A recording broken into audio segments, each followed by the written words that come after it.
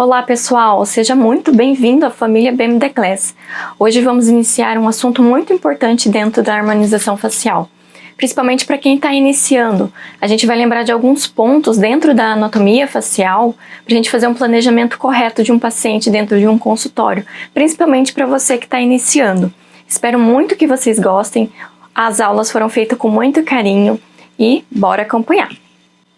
E antes da gente se aprofundar na área de anatomia, que é maravilhosa, não podemos esquecer de falar da dinâmica do envelhecimento, o processo de envelhecimento, né? As suas consequências e a sua estrutura facial, né? O que ela causa na estrutura facial.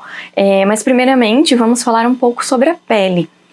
Para você que está aí do outro lado, quando a gente fala pele, o que vem na sua cabeça? Ah, Thaís, a pele é o maior órgão do corpo humano. Sim, ela é o maior órgão do corpo humano. Isso a gente estuda em literatura, né? Ela tem um papel muito importante de proteção. Ela também ajuda na termorregulação e na homeostase da água. É ela que mantém, né, a nossa pele toda hidratada. Então, ela tem uma função também de proteção contra os raios ultravioletas. Ou seja, dentro da harmonização facial, a gente tem que lembrar que a pele, ela tá sim ligada nos nossos resultados. Então a gente tem que tomar muito cuidado antes de iniciar um tratamento e ver se essa pele está hidratada, se essa pele precisa bioestimular, se essa pele precisa sustentar. Então isso no decorrer das nossas aulas a gente vai estar falando para você que está iniciando. E entrando dentro desse assunto de pele, a gente tem que lembrar da epiderme. A primeira camada da pele, né? A epiderme ela se renova constantemente. Então a gente tem aí a camada basal, a camada espinhosa, a camada granulosa, a camada lúcida e a camada córnea, né? Como mostra aqui do lado no microscópio. Nós temos também abaixo disso a derme, que é um tecido altamente elástico e resistente, né? Ele consiste aí principalmente em fibrócitos, fibroblastos, colágeno e elastina. Todos eles incorporados na matriz extracelular. As alterações do envelhecimento, elas ficam visíveis principalmente nessa camada da derme, né? Ali também a gente tem nervos, a gente tem vasos sanguíneos, vasos linfáticos, né?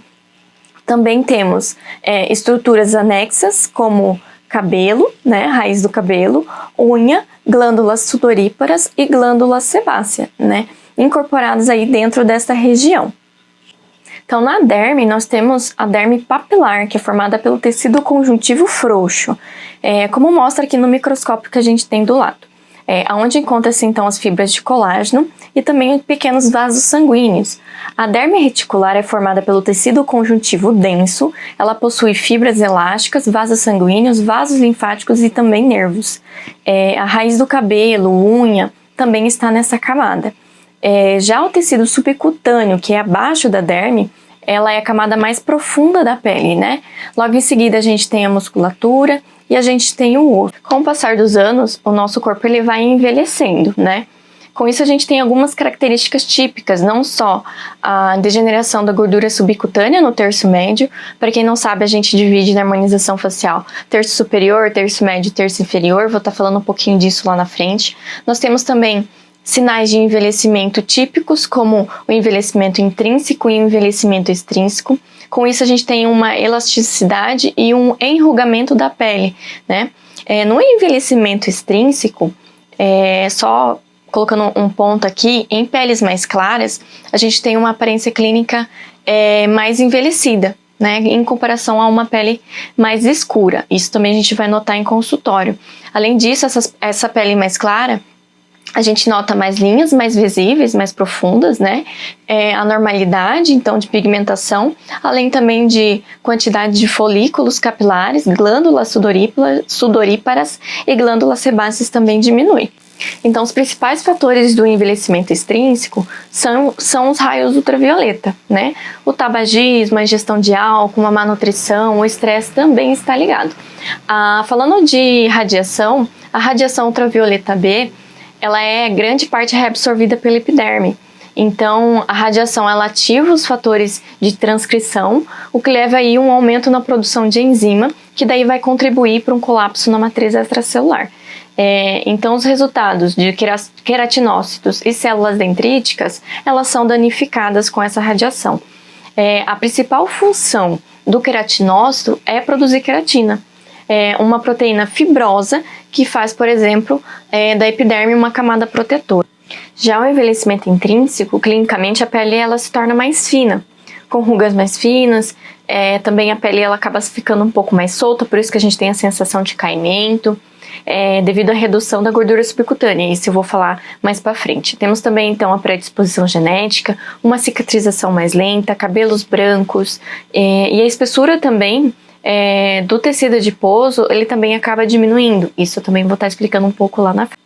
Já estruturas anatômicas, devemos lembrar que cada pessoa é única, ninguém é igual, né? Todos nós temos características diferentes uns dos outros, mas a gente tem que lembrar aí que na anatomia, a gente tem a nossa pele, a gente tem tecido linfático, neuromuscular, a gente tem gordura subcutânea, que é os coxins de gordura, a gente tem o tecido conjuntivo, os ligamentos de retenção, musculatura e também a parte óssea. Então a gente tem que estudar bastante para estar craque na área de harmonização facial. Então a nossa face ela transmite características pessoais como idade, emoções e ela afeta profundamente a nossa autoestima.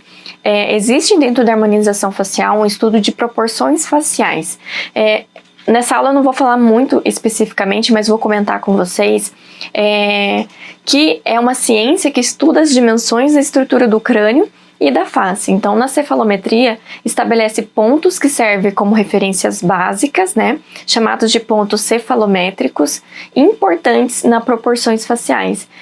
Então, para a realização de um preenchimento, para a realização de um planejamento de uma harmonização facial, é interessante a gente estudar essas proporções faciais para a gente saber exatamente a quantidade que a gente pode estar injetando ou os procedimentos que a gente tem que estar fazendo. Então vamos falar agora do compartimento adiposo, que é os coxins de gordura.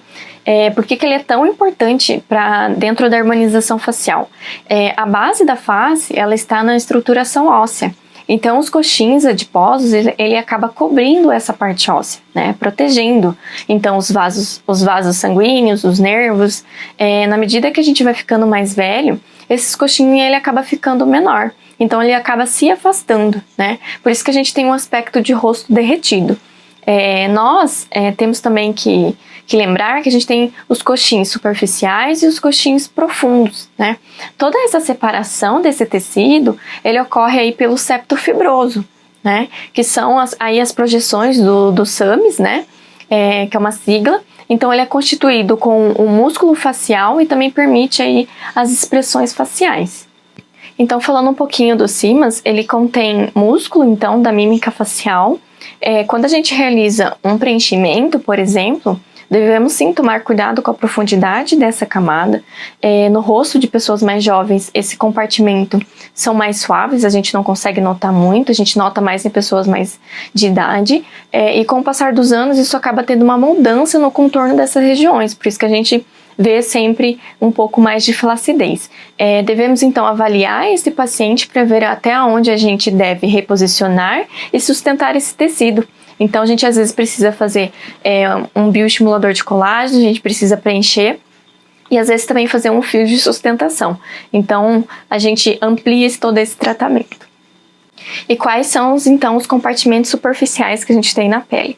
Na literatura a gente tem alguns. Então a gente tem um compartimento superficial frontal, que é localizado no músculo frontal. Então a gente tem o tecido epitelial, os coxins de gordura, o músculo e o osso frontal. Já um pouco ao lado, a gente tem um compartimento superficial laterotemporal. Então, o coxim temporal, ele tem duas regiões, né? O temporal superior, que ele dá sustentação da área temporal, e o temporal inferior, que ele molda essa região e dá aí a sustentação para a pálpebra superior. É uma área muito perigosa da gente estar trabalhando na área de harmonização facial, porque tem estruturas vasculares muito importantes. Então, como a artéria temporal superficial, ela passa nessa região. Então, a gente tem que tomar cuidado para quem vai trabalhar com essa área. A gente tem também os compartimentos superficiais nasolabial, que vem da região nasal e se estende ali para a região labial. E o procedimento aí de envelhecimento, ele causa uma hipertrofia e conseguimos então palpar nos pacientes. Então, o compartimento superficial nasolabial, ele vem da região nasal e se estende aí para a região labial. E conforme vai passando o envelhecimento, em algumas pessoas a gente consegue apalpar essa região e a gente também consegue ver se precisa desse posicionamento desses coxins de gordura. Nós temos também, então, o compartimento malar medial da bochecha, e mais a fundo a gente tem o sulfe, que depois do músculo orbicular dos olhos, ele fica ali entre o músculo orbicular dos olhos. O compartimento malar intermediário a gente tem também compartimento superficial bucal, compartimento perioral, compartimento superficial do lábio, e a gente também tem o compartimento de gordura do jaw, que é bem conhecida, né? O jaw fast pode ser chamado também, ele é delimitado então pelo músculo depressor do ângulo do lábio, né? E a gente tem também o músculo mentual superficial. Então esses são alguns coxins de gordura que a gente pode estar estudando. Lógico, tem mais conteúdo que você pode estar se especializando, né? Tem bastante coisa que a gente pode aprender, mas aqui seria mais um início para você, por onde você começar a estudar, para você poder entender um pouco dessa área de harmonização facial. A nossa segunda aula vai ser sobre vascularização da face, que vai ser com o Dr. Matheus. Ele também vai falar da parte óssea. Então, ele vai falar as principais estruturas aí da vascularização, como você evitar a intercorrência. Então, essa parte já vai ser a nossa segunda aula.